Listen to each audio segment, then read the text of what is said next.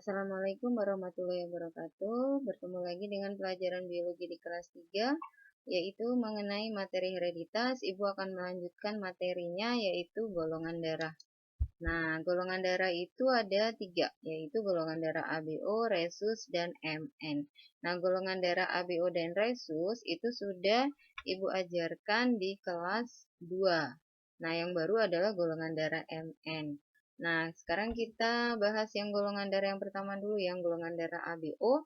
Nah, golongan darah ABO ini didasarkan pada aglutinogen dan aglutinin. Nah, ini materi di kelas 2. Apa itu aglutinogen? Mengingat lagi ya. Nah, glutinogen adalah protein yang ada di dalam membran sel darah merah.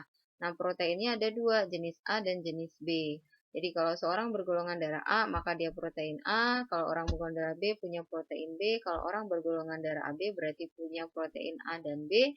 Sementara kalau orang bergolongan darah O, tidak punya jenis protein A dan B. Sementara yang satunya lagi berdasarkan aglutinin, yaitu berdasarkan alfa beta. Apa itu aglutinin? Itu adalah antibodi yang terdapat di dalam plasma darah. Nah, ada alfa dan beta. Jadi, alfa dan beta. Kenapa A? Kalau orang bergolongan darah A punya aglutininnya atau antibodinya beta, karena antibodi itu pekerjaannya menggumpalkan lawannya. Nah, lawannya alfa adalah A, lawannya beta adalah B. Nah, sehingga seorang bergolongan darah A, maka dia punya aglutininnya beta. Itu ya. Oke, sekarang yang kita fokuskan adalah genotipnya. Orang bergolongan darah A itu ada yang homozigot, ada yang heterozigot. Kalau yang dia homozigot berarti dia IA-IA, kalau yang heterozigot berarti IA-IO. Begitu juga orang bergolongan darah B, IB-IO ya, dan IB-IB. Nah, kemudian orang bergolongan darah AB dia punya IA-IB, kemudian orang bergolongan darah O punya IO-IO. Ingat ya. Selanjutnya adalah golongan darah resus. Nah, orang golongan darah resus berarti dia punya jenis protein. Kita anggap saja C. Ya, cuma di sini disebutnya resus. Oke, nah kemudian orang bergolongan darah resus ada positif dan negatif. Orang bergolongan darah resus positif, dia punya 2 kemungkinan, homozigot dan heterozigot. R besar atau R besar, R kecil. Di sini Bu hanya menyebutkan depannya aja ya, biar nggak ribet. Kemudian orang bergolongan darah resus negatif, dia punya R kecil ya. Nah, keterangannya adalah atau catatannya adalah orang bergolongan darah resus positif, dia di dalam tubuhnya tidak membentuk antibodi. Sementara kalau orang bergolongan darah resus negatif, di dalam tubuhnya dia membentuk antibodi. Artinya, orang dengan golongan darah resus negatif, di dalam tubuhnya ada antibodi. Nah, dia siap menggumpalkan RH positif. Sehingga orang bergolongan darah RH negatif tidak boleh menerima donor atau transfusi darah dari orang bergolongan darah RH positif. Karena di dalam tubuhnya akan terjadi penggumpalan. Walaupun golongan darah resusnya sama. Misalkan, saya orang bergolongan darah B RH negatif. Maka saya kalau ditransfusi dengan golongan darah B RH positif, maka akan terjadi penggumpalan dalam tubuh saya. Bukannya saya misalkan sembuh, malah jadi nambah parah. Atau bisa lebih parah lagi, bisa menimbulkan kematian karena terjadi penggumpalan darah. Nah, sehingga seseorang itu wajib memeriksakan golongan darahnya, ABO-nya, dan juga resusnya. Kalau ada yang butuh transfusi darah. Nah, selain kasus transfusi darah, ada juga kasusnya yang disebut dengan erythroblastosis fetalis. Nah, ini adalah kasus dalam perkawinan. Seorang istri bergolongan darah RH negatif, kalau dia menikah dengan pria atau laki-laki bergolongan darah RH positif, maka ada kemungkinan dia akan hamil anaknya RH positif. Ya, saat hamil pertama, ya, seorang ibu RH negatif hamil pertama anaknya RH positif, akan terjadi percampuran darah antara darah ibu dan darah anak, maka si ibu itu akan membentuk antibodi terhadap RH positif. Tetapi karena anaknya yang pertama itu sudah lahir, maka anak yang pertama aman-aman saja. Tapi ingat catatannya bahwa di darahnya ibu sudah terbentuk antibodi untuk RH positif. Nah, kalau hamil lagi anak kedua, kemudian pasti akan terjadi percampuran darah lagi, maka anak kedua yang RH positif, maka dia akan menderita eritoblastosis fetalis, yaitu biasanya dia kalau tidak terjadi keguguran, maka kalaupun dia lahir akan terjadi eritoblastosis fetalis itu dicirikan dengan anaknya menjadi biru, ya, karena banyak terjadi penggumpalan darah. Nah, seperti itu. Terus tanya lagi, kalau misalkan si ibu hamil RH negatif bermasalah nggak, Bu? Tentu saja tidak bermasalah. Jadi kalau RH positif ketemu darah RH negatif ketemu darah RH negatif, maka dia tidak akan bermasalah. Gitu ya. Semoga kalian paham nih, Ibu ngejelasinnya pelan-pelan. Kemudian golongan darah MN. Golongan darah MN ini biasanya nggak pernah dicek. Kenapa? Karena di dalam seseorang yang golongan darahnya MN, dia tidak membentuk antibodi. Jadi seorang yang dicek misalkan golongan darahnya M, ya genotipnya LM-LM, atau golongan darahnya N, LN-LN, golongan darahnya MN, LM-LN, maka dia akan aman-aman saja. Makanya kalau kita dicek golongan darah, biasanya hanya dicek yang golongan ABO dan yang golongan darah resusnya saja karena dia berkaitan dengan transfusi darah. Gitu ya.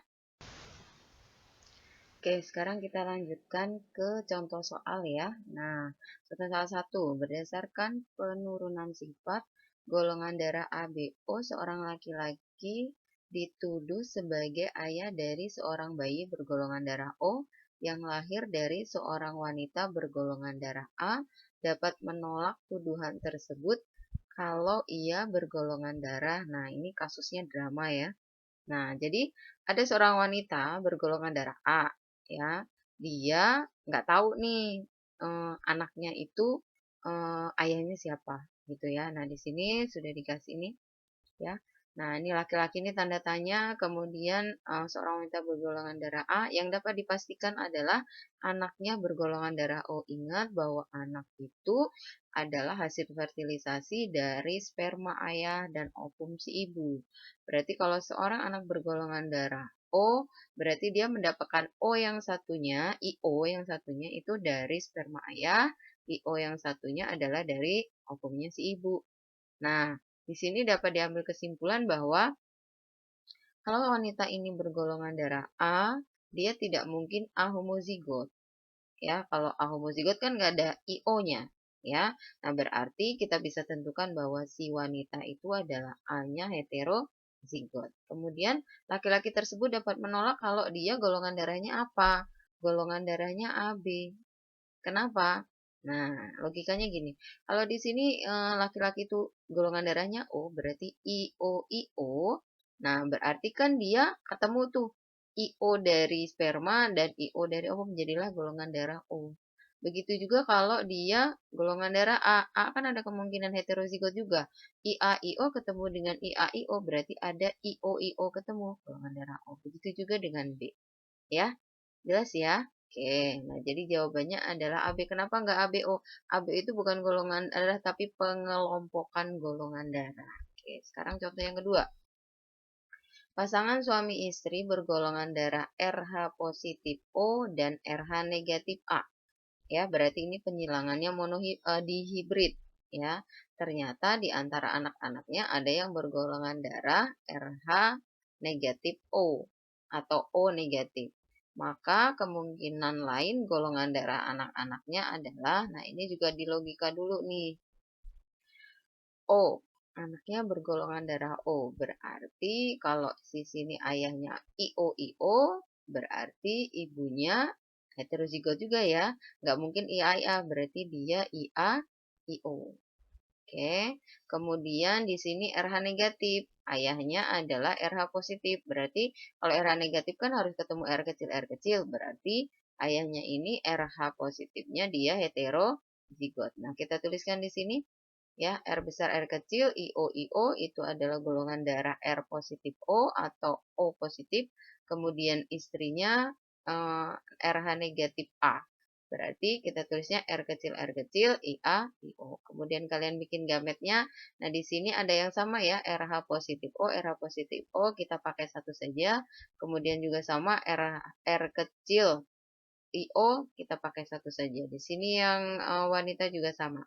Nah, sehingga kita bikin kotaknya nggak usah 16, ya kan? Hanya perlu 2, 2 berarti ada 4. Ya, jadi lebih sederhana gitu. Kalau bikin 16 pusing ya.